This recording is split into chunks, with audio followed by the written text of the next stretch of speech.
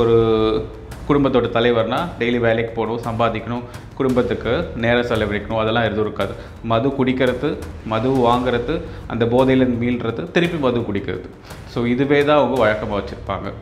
So இது மதுக்கு மட்டும் இல்லை, எல்லா போதைப் பொருட்களுக்கும் நான் சொல்கிற இந்த க்ரைட்டீரியாஸ் அடங்கும். திடீர்னு அந்த மது டெய்லி அருந்துகிட்டே இருக்கிறவங்க திடீர்னு நிறுத்தும்போது அவங்களுக்கு வித்ட்ராயல் சிம்டம்ஸ் சொல்லக்கூடிய சில வகையான சிம்டம்ஸ் இருக்குது. அதாச்சும் திடீர்னு மது நிறுத்தும்போது கை கால் நடுக்க வரது, தூக்கமின்மை, ஒரு பதட்டமான சூழல் இருக்கிறது. இது தவிர்த்து தீவிரமான சயின்டிஃபிக் ரீதியான ட்ரீட்மெண்ட், அதாச்சும் அவங்களுக்கு திடீர்னு விடும்போது வித்ட்ராயல் சிம்டம்ஸ் வரும். ஸோ அதை நம்ம கட்டுக்குள்ளே கொண்டு வரதுக்கு சில வகையான மருந்துகள் கொடுக்குறோம். ஸோ அதுக்கப்புறம் அந்த மது அப்படின்ற அந்த எண்ணங்கள், கிரேவிங் சொன்ன அந்த எண்ணங்களை குறைக்கிறதுக்கான சில மருந்துகள் கொடுக்குறோம்.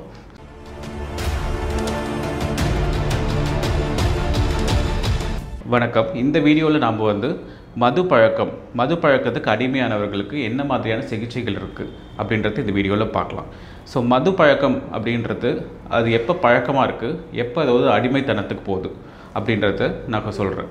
ஸோ எல்லாருமே ஒரு பழக்கமாக, இல்லை ஒரு ஒகேஷ்னல் ட்ரிங்கர், இல்லை சோஷியல் ட்ரிங்கர், இல்லை வீக்கெண்டில் ஃப்ரெண்ட்ஸை பார்க்கும்போது குடிக்கிறது, இப்படி தான் ஆரம்பிக்கிறாங்க. ஆனால் உங்களுக்கே தெரியாமல் 3ல் 1 நபர் மதுக்கு அடிமையாயிட்டிருக்காங்க. அடிமையானவர்களுக்கு என்ன மாதிரியான அறிகுறிகள் இருக்கும் அப்படின்றத நம்ம பார்க்கலாம்.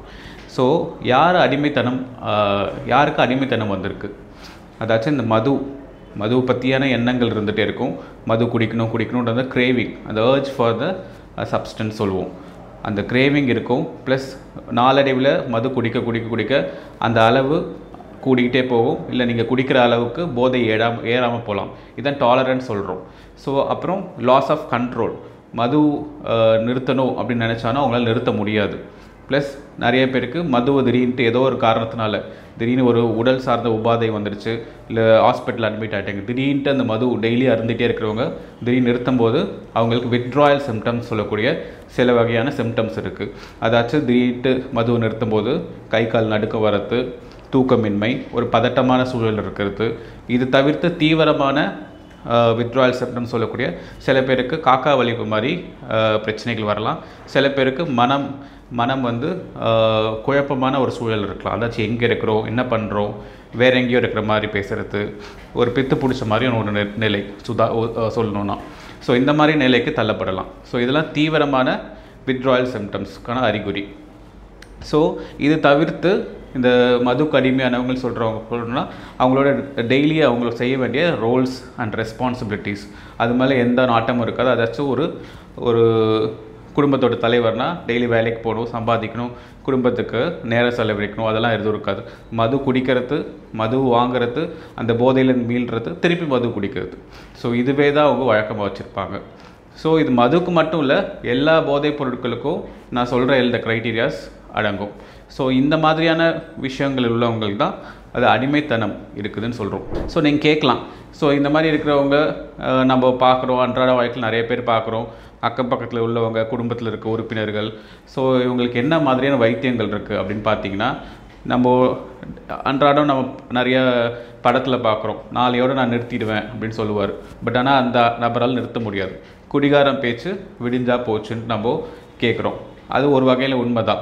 ஸோ நீங்கள் எப்போ மதுக்கு அடிமைத்தனம் உங்களுக்கு வந்துடுச்சோ உங்களால் அதை நிறுத்த முடியாது. நீங்கள் கண்டிப்பாக ஒரு மருத்துவ ரீதியான ஒரு சயின்டிஃபிக் அப்ரோச்சோட நம்ம ட்ரீட்மெண்ட் எடுக்கும்போது தான் அதுலேருந்து கொஞ்சம் கொஞ்சமாக மீண்டு வர முடியும். இன்னும் நீங்கள் புரிஞ்சிக்க வேண்டியது என்னென்னா, எப்போ இது ஒரு அடிமைத்தனம் ஆகிடுச்சோ திருப்பி இந்த அடிமைத்தனத்துக்குள்ளே போகிறதுக்கான வாய்ப்புகள் இருக்குது. ஸோ நாம் குடும்ப உறுப்பினர்கள் என்ன புரிஞ்சுக்கணுன்னா, இவங்கள திருப்பி வைத்தியம் எடுக்கிறாங்க, நம்ம என்ன மாதிரி வைத்தியம் கொடுக்குறோன்னா வித்ட்ராயல் சிம்டம்ஸ் சொன்னேன். ஸோ அந்த வித்ட்ராயல் சிம்டம்ஸை ஃபஸ்ட்டு நம்ம சில வகையான மருந்துகள் மூலயமா குறைக்கிறது. ஸோ அவங்களுக்கு அந்த கசப்பான ஒரு அனுபவங்கள் குறையும். ஸோ திடீர்னு ஒரு பதட்டமாக இருக்கிறது, தூக்கமின்மையோடு இருக்கிறது, பசி இல்லாமல் இருக்கிறது, ஸோ இதெல்லாம் நம்மளோட வைத்தியத்தில் கொஞ்சம் கொஞ்சமாக குறையும். ஸோ இது வரைக்கும் நம்ம மது பழக்கமாக இருந்து யாரெல்லாம் அடிமைத்தனம், அந்த அடிமைத்தனத்துக்கான அறிகுறிகள் பார்த்தோம். ஸோ இந்த மாதிரி மதுக்கு அடிமையானவர்கள் என்ன மாதிரியான சிகிச்சைகள் இருக்குன்றது இப்போ பார்க்கலாம். ஸோ சிகிச்சைன்னு பார்த்துக்கிட்டிங்கன்னா நம்ம முக்கியமாக ஒன்று புரிஞ்சுக்கணும். இந்த நபர்களை கொண்டு போய் முக்கியமாக எல்லோரும் பண்ணுறது என்னென்னா, ஒரு டி அடிக்ஷன் ஹோமில் போய் சேர்த்தா அவங்க சரியாயிடுவாங்க அப்படின்னு போய் ஏதோ டி அடிக்ஷன் ஹோமில் போய் 1 மாதம் இருந்தார். சில பேர்லாம் எனக்கு ஆச்சரியமாக இருக்கும், 1 வருஷம் இருந்துட்டு வந்தாருன்னுவாங்க. பட் அது வந்த அடுத்த நாளே இல்லை 1 மாதத்துக்குள்ளேயே திருப்பி அந்த பழக்கத்துக்குள்ளே போயிடுவாங்க. ஸோ இவர் திருந்தவே மாட்டார்னு அப்படியே விட்டுடுவாங்க. நாம் ஏதோ ஒரு காரணத்தினால அவங்களுக்கு ஃபிட்ஸ் வந்து இல்லைனா அது தீவிரமான அந்த வித்ட்ராயல் சிம்டம்ஸோடு நம்ம ஹாஸ்பிட்டல் அட்மிட் ஆகும்போது பார்ப்போம். ஸோ இந்த மாதிரியான சிகிச்சை கரெக்டான தப்பு. நீங்கள் கொடுக்கக்கூடிய அந்த சிகிச்சை டி அடிக்ஷன் ஹோமில் விட்டுட்டால் சரியாயிடுவார்ன்றது தவறான ஒரு கருத்து. சயின்டிஃபிக் ரீதியான ட்ரீட்மெண்ட், அதாச்சும் அவங்களுக்கு திடீர்னு விடும்போது வித்ட்ராயல் சிம்டம்ஸ் வரும். ஸோ அதை நம்ம கட்டுக்குள்ளே கொண்டு வரதுக்கு சில வகையான மருந்துகள் கொடுக்குறோம். ஸோ அதுக்கப்புறம் அந்த மது அப்படின்ற அந்த எண்ணங்கள் கிரேவிங் சொன்னேன், அந்த எண்ணங்களை குறைக்கிறதுக்கான சில மருந்துகள் கொடுக்குறோம். ஸோ இது தவிர்த்து முக்கியமாக உளவியல் ரீதியான சில கவுன்சிலிங் தெரப்பீஸு, மோட்டிவேஷன் என்ஹான்ஸ்மெண்ட் தெரப்பின்னு சொல்கிறோம். அவங்க எதனால் மருந்து குடிக்கிறாங்க, ஸோ அது எப்படி, என்ன காரணங்கள், எப்படி இந்த மது அருந்ததுக்கான அந்த கிரேவிங் வரும்போது எப்படி அதை மேனேஜ் பண்ணணும், எப்படி திருப்பி அவங்களால மது இல்லாமல் இருக்கும்போது எப்படி அதுக்குள்ளே போகாமல் தடுக்கிறது, ப்ளஸ் முக்கியமாக அவங்க வாழ்க்கையில் என்னென்ன பிரச்சனைகள் இருக்குது, ஸோ அது ரிலேட்டடாக. ஸோ ஒருத்தவங்களுக்கும் டெய்லர் மேட் ட்ரீட்மெண்ட் சொல்லுவோம். சும்மா நான் வந்து மதுனால் இப்படி இருக்குது அப்படின்னு அட்வைஸ் மட்டும் இல்லை, அந்த நபருக்கான என்ன பிரச்சனைகள் அப்படின்னு இதெல்லாம் நம்ம டீட்டெயிலாக அவங்கக்கிட்ட பேசும்போது வர பதில்கள் மூலியமாகவோ அவங்கக்கிட்ட இருக்கிற அறிகுறிகள் மூலியமாகவோ நம்ம ஒருத்தவங்களுக்கும் அந்த டெய்லர் மேட் ட்ரீட்மெண்ட். ஸோ இந்த மாதிரியான சயின்டிஃபிக் ரீதியான ட்ரீட்மெண்ட் எடுக்கும்போது கண்டிப்பாக இந்த மதுவிலேருந்து மீண்டு வரத்துக்கான வாய்ப்புகள் அதிகம். ஸோ மது மட்டும் இல்லை, காமனாக நம்ம பார்க்கக்கூடிய சிகரெட், புகையிலை பொருட்கள், ஸோ இதனால் பிரச்சனைகள் நமக்கு தெரியும், அதையும் மீறி தான் எல்லோரும் எடுத்துகிட்டு இருக்காங்க. இதுலேருந்து விடுபட முடியாமல் சிகரெட்டுக்கு கடுமையாக இருக்கிறவங்க நிறைய பேர் இருப்பாங்க. ஸோ இந்த மாதிரியான பிரச்சனைகள் ப்ளஸ் கஞ்சா காமனாக இப்போதைக்கு ரொம்ப காமனாக இருக்குது இளைஞர்கள் மத்தியில்.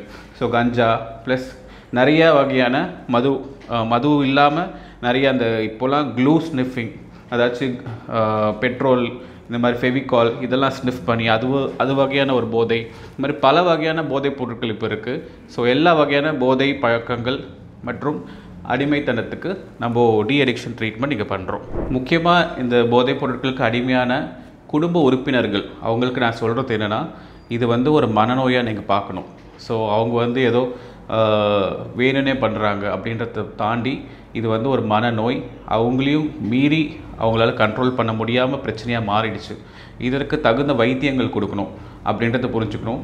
நிறைய பேர் வந்து கோயிலுக்கு கூட்டிகிட்டு போகிறது, கயிறு கட்டுறது, உங்களோட நம்பிக்கைகள்லாம் ஓகே, பட் இதுக்கு மருத்துவ ரீதியாக நம்ம அணுகணும் அப்படின்றத நீங்கள் புரிஞ்சுக்கணும். ஸோ கண்டிப்பாக அந்த மருத்துவ ரீதியாக நம்ம வைத்தியங்கள் எடுக்கும்போது கண்டிப்பாக இதுலேருந்து அவங்க மீண்டு வரத்துக்கான வாய்ப்புகள் அதிகம். ப்ளஸ் மீண்டு வந்துட்டாங்க, குடிக்காமல் இருக்கிறாங்க, திடீர்னு ஒரு 2 மாதம் இல்லை 1 வருஷம் குடிக்காமல் இருக்கிறாங்க, இல்லை 1 வருஷம் அந்த போதைப்பொருள் உபயோகப்படுத்தாமல் இருக்காங்க, திடீர்னு அதுக்குள்ளே போயிட்டாங்கன்னா இவங்க திருந்த மாட்டாங்க அப்படின்னு விட்டுடாமல் திருப்பி உடனே அவங்க யூஸ் பண்ண உடனே திருப்பி எவ்வளோ சீக்கிரம் அந்த ட்ரீட்மெண்ட்டுக்குள்ளே கொண்டு வரீங்களோ அவ்வளோ சீக்கிரம் அந்த பழக்கத்தை நம்ம பிரேக் பண்ணலாம். திருப்பி இந்த ட்ரீட்மெண்ட், கவுன்சிலிங், இந்த மோட்டிவேஷன் என்ஹான்ஸ்மெண்ட் தெரப்பி, இந்த தெரப்பிஸ்லாம் கண்டினியூ பண்ணும்போது திருப்பி அவங்க அந்த மது பழக்கத்துக்குள்ளேயோ இல்லை அந்த போதை பழக்கத்துக்குள்ளேயோ போகாமல் இருக்கிறதுக்கு வாய்ப்புகள் அதிகம். ஸோ மது மட்டும் இல்லை, இதர போதைப் பொருட்கள் மட்டும் இல்லை, குறிப்பாக இப்போது படிக்கும் இளைஞர்கள், ஸ்டூடெண்ட்ஸ் மத்தியில் நிறைய அந்த cellphone addiction, social media addiction, இந்த ரீல்ஸ் போட்டுகிட்டே இருக்கிறது, படிப்பு மேலே நாட்டம் இல்லாமல் கேம்ஸ் விளையாடுறது, கேம் அடிக்ஷன், இந்த மாதிரியான பிரச்சனைகளுக்கும் நம்ம வைத்தியம் கொடுக்குறோம்.